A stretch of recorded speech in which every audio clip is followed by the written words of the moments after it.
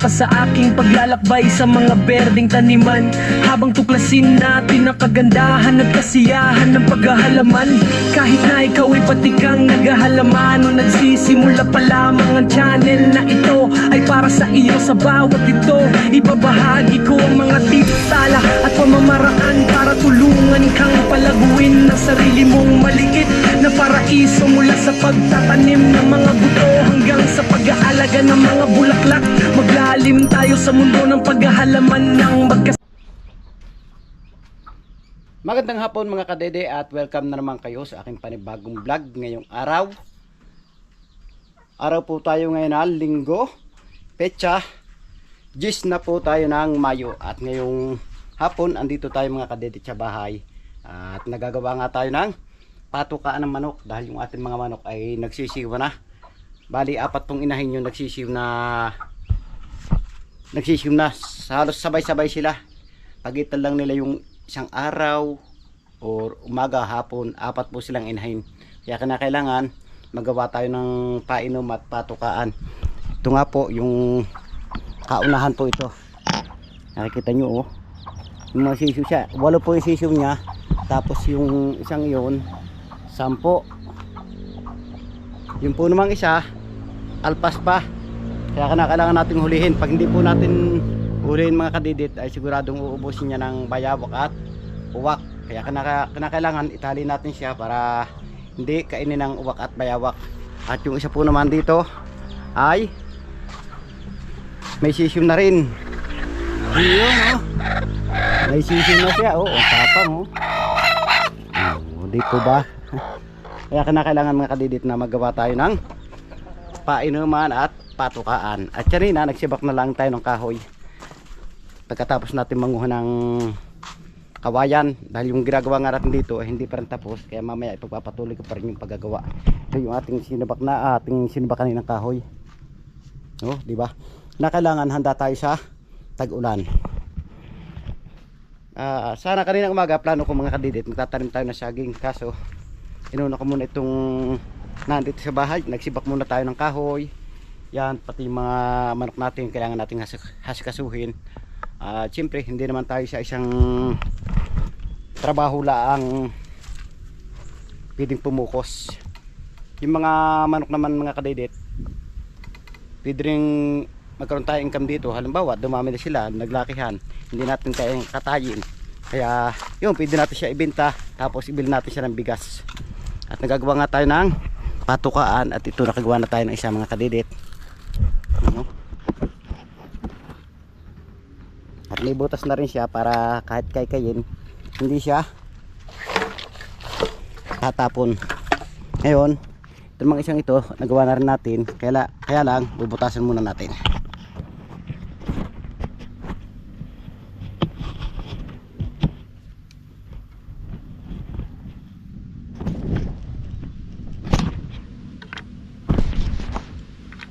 Siyempre kailangan lahat ng hindi natin pagkakitaan gagawin natin. Nang sa ganon, di ba, kahit sigkakaunti, pag nagsama-sama malaki rin.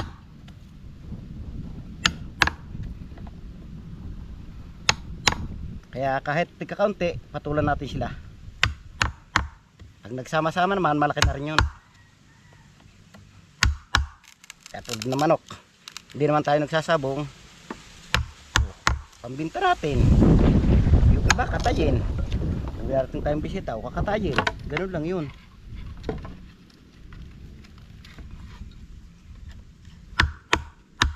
Siyempre hindi naman natin maiiwasan mga kadidit na lagi may dumating na bisita.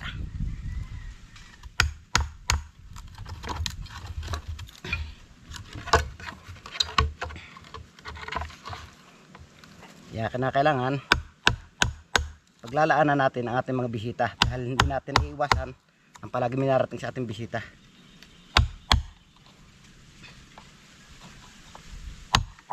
Halimbawa may 10 tayong manok na malaki, binta natin yung 5. Siyempre yung 5 titira na natin para sa bisita.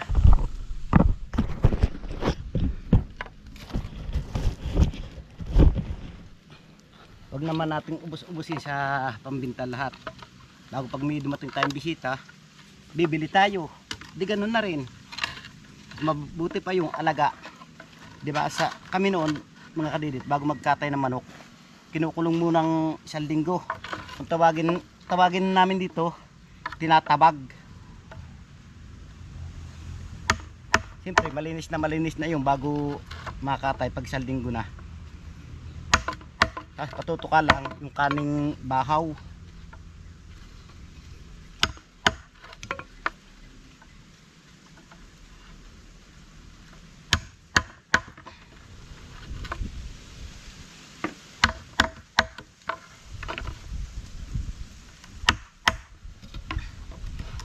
Kailangan natin silang gawa ng patukaan.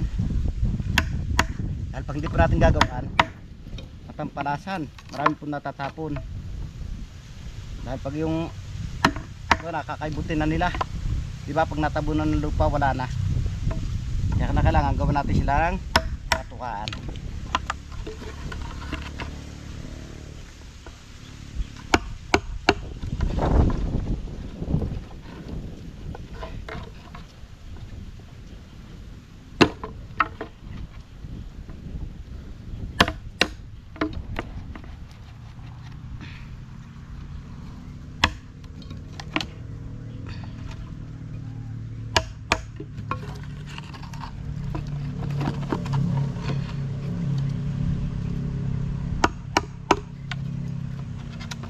Purpose naman ito mga kadidit, kaya binubutasan natin, lalagyan natin ng paltak.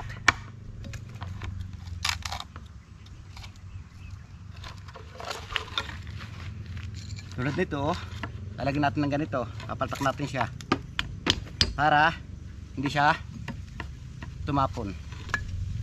Ngayon gagawa naman natin siya ng pamaltak.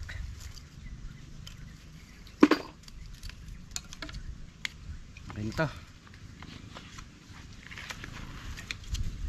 Ito kaya ay mabahaba.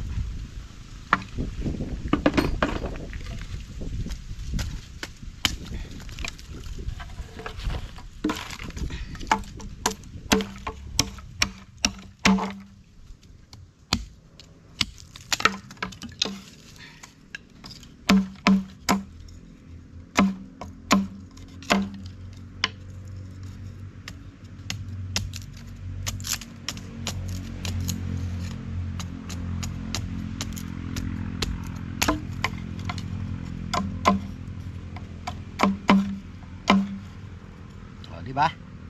Isa pa. At meron naman mga kadidit yung dalawa. Kaya dalawa na lang yung gagawin natin.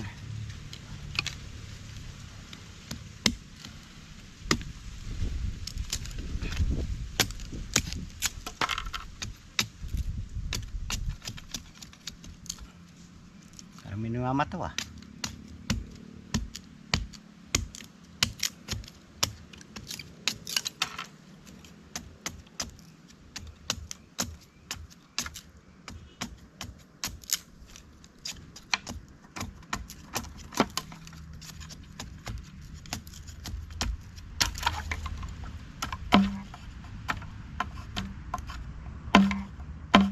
Ayan, okay na siya. Nagawa na natin mga kadidit.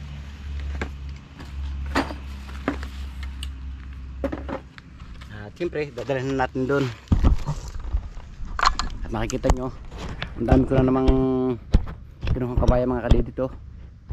1, 2, 3, 4, 5, 6. Dahil gagamitin niya natin dito dahil hindi pa nga tapos itong ating ginagawang ito. At mamaya pagpapatuloy natin siya. Tara, samahan nyo ko mga kadidit. Kabit na natin to. Siyempre dadalhin natin yung ating martilyo. Tara, let's do. Kailangan pa rin pala natin yung kasarol para pantayin natin yung paglalagyan ng patok at painuman.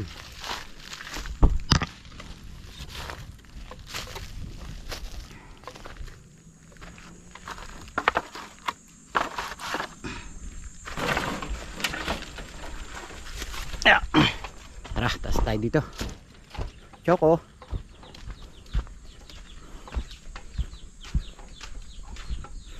Kuk, kuk. Kuk, kuk. Kasi kokok. Tatali po natin mga kadidit yung ating manok para hindi siya lumayo. Dahil pag hindi po natin tatali, lalayo yan. Dito na rin tayo gagawa mga kadidit. Dahil sila dito sa nahay, kaya dito na rin natin siya gagawaan.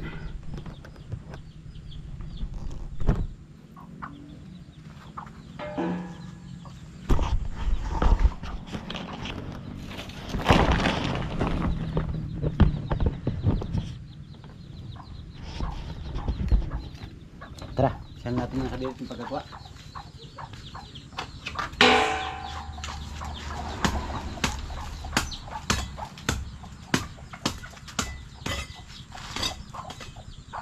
Oh no, ano pa? Kapit tayo.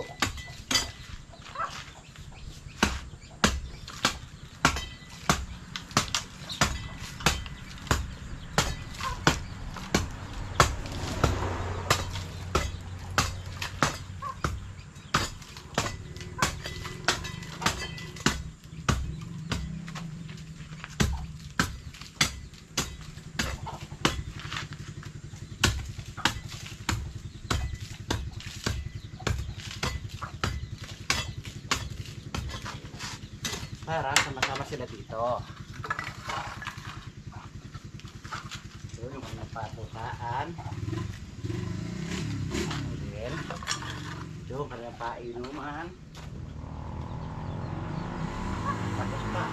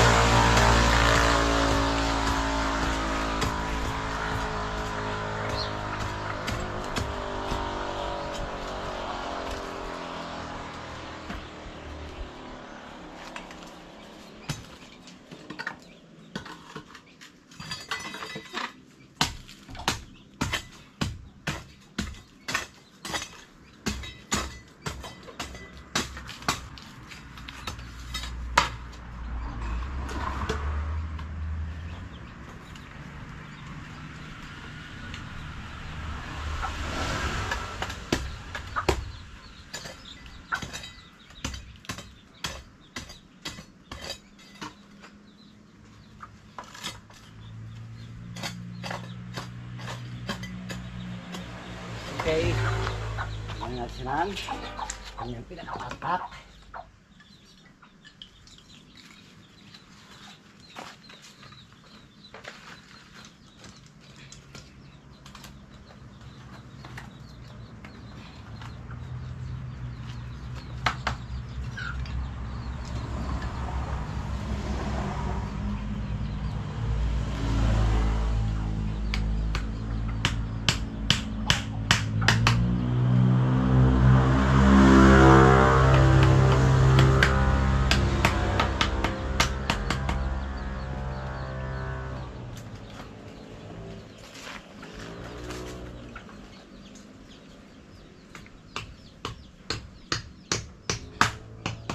Diba? Kahit kayo nila, hindi siya magdadala.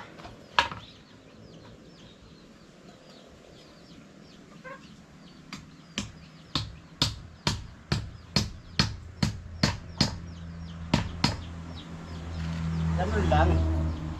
Diskartihan lang.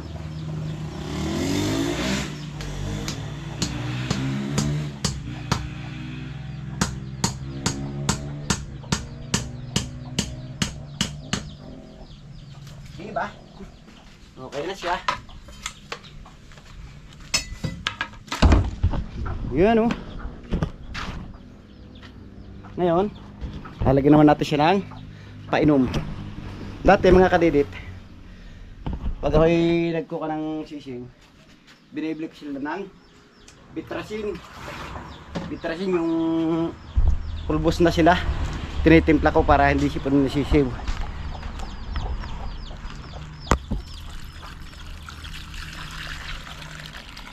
Yan oh. Diba? Okay. Siyempre, ang mga sisiw naman masasanay na sila diyan. Tapos, lalagyan naman natin siya ng patuka.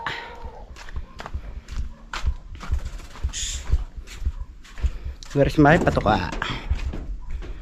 Bibili nga tayo ng patuka mga kadidit oh.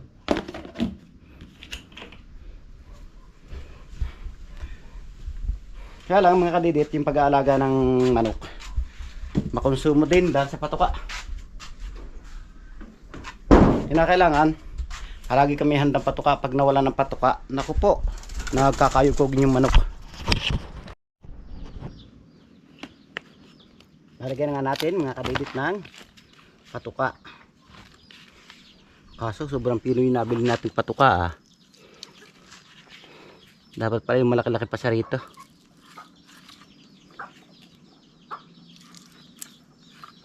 Yun oh.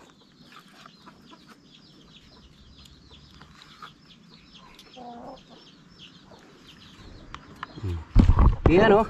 Kompleto na, may patuka na. May painom pa. So ayan mga kadidit, na-update ko na kayo sa ating ginawa ngayon na painuman ng manok at patukaan. Siyempre pag nasanay ng mga sisiw dyan na sila pupunta. Kailangan sa una mga kadidit, dito muna natin siya sasabugan para yung mga sisiw ay masanay ng pagpunta dyan. Para ding bata, sa una unti-unti yung subo ng kanin. Pagtatagal, pag ano na joke lang po. Siyempre sa una talaga kung kailangan konti lang. Pero pag may asawa na at mga binata na, pag walang nakakakita, ganitong tayo. Puno na yung bibig. Pero pag harap ng mga chicks, nako, ang sisimple, parang hindi makakabuhat ng plato. Pag nasa sarili, ang kamay puno na, sinisiksik pa.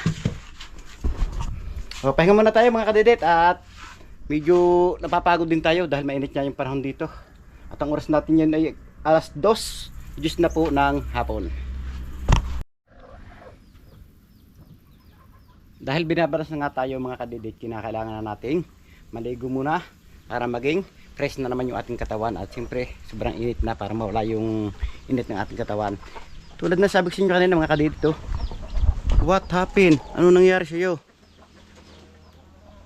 Kanina wala ka pa dyan ha. Para ka na-stroke ka. Yan oh, kahit hindi natin siya turuan. Yan, nagkukusa sila oh.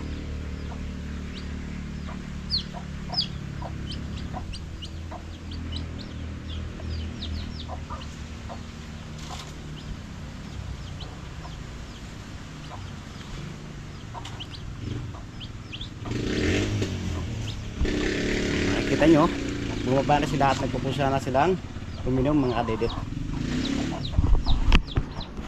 Sisiw, enjoy lang kayo, ha? May patuka kayo, may painom. Kaya kinakailangan maging malusog kayo, magpakabuhay, lumaban sa hamon ng buhay. Diba? Pinagbutuhan. Ay, tulog daw rin sila ko. Hindi pa naman nagdaan!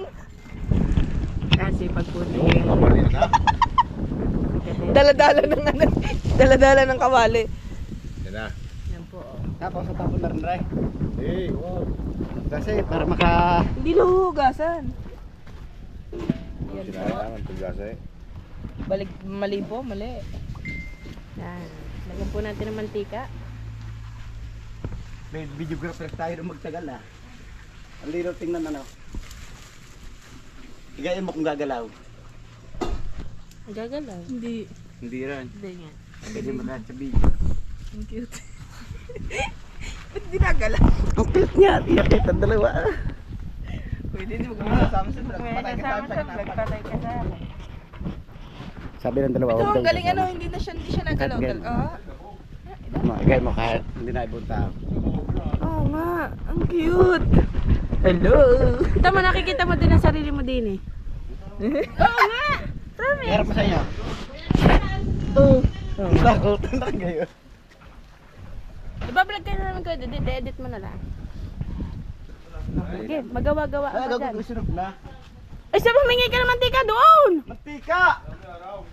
Ha?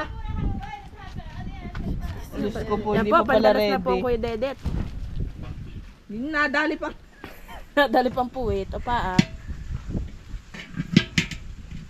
Ganda lang pala, ari ko. Baka sa motor, kita mo, kahit natakbo, ginagala mo yun. Cute. Video mo yun, dili. Hindi, video mo. Hindi nasusum. Hindi. Nasa cellphone, malaki na yan. Kaya nga malaki ang sakop eh.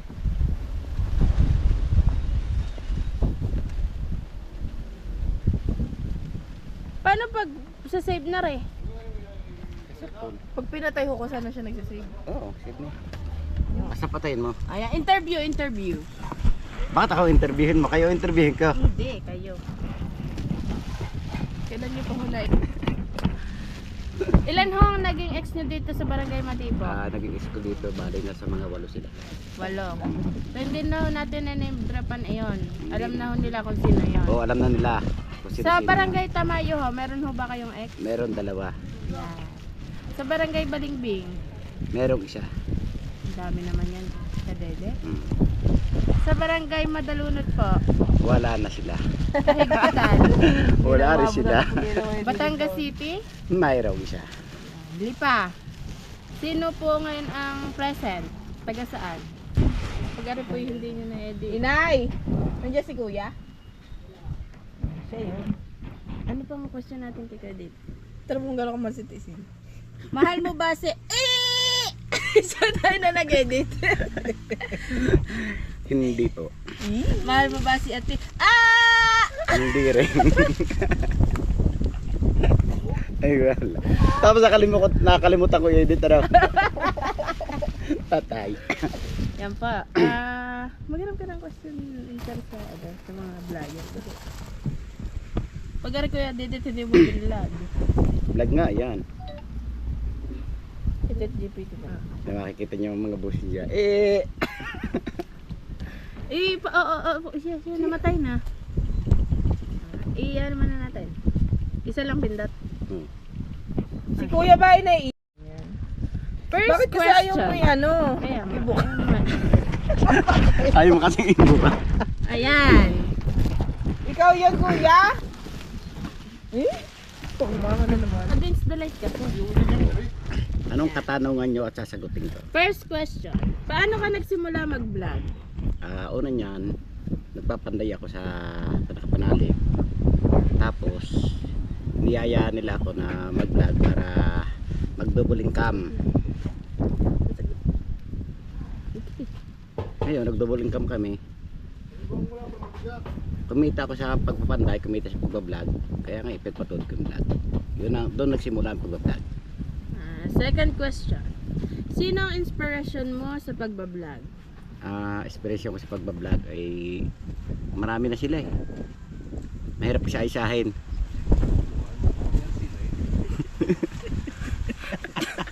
Next question.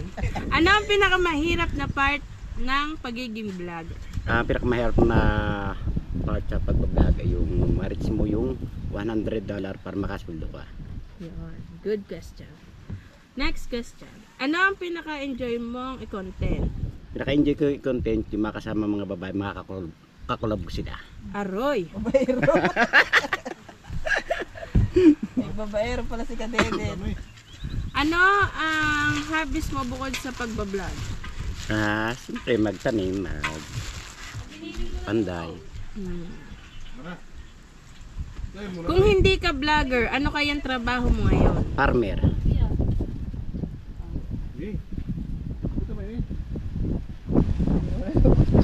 Anong masasabi mo sa mga supporters mo? Gusto ko magpasalamat sa mga supporters ko na hanggang ngayon ay hindi sila nabitaw sa akin. Ano ang goal mo this year? Mga anak ng isang tusina.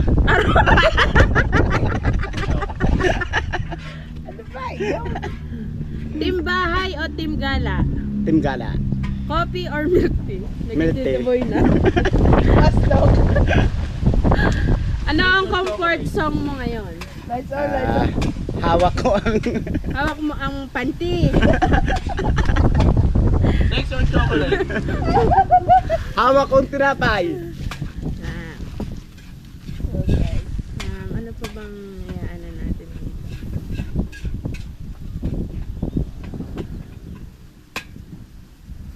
Next, kayo naman ang tatanungin ko. Hindi pa ba sunugan niluluto ni Jire? Hindi pa naman. Ay, i-vlog niyo mo si Cherry Boy.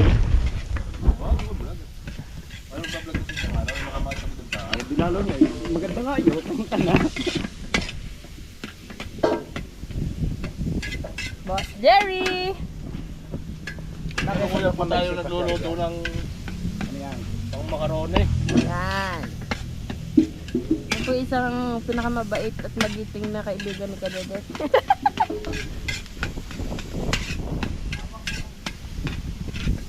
Yun, ang favorite ho ng isang iyon ay tatalo na sa... Yo, loko na ho. Si Kadedet. Yan, nangangahoy ho siya ngayon mga Kadedet.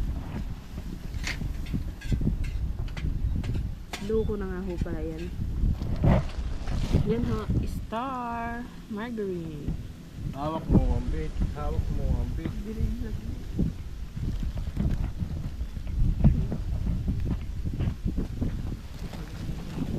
Para ba din?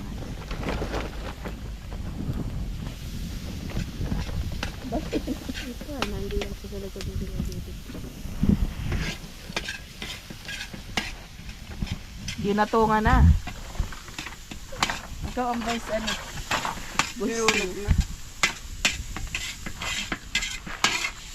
Batong ba naman isang piraso? Ito na kayo ba naman ngayon? Kadedet, umimik ka. Hmm?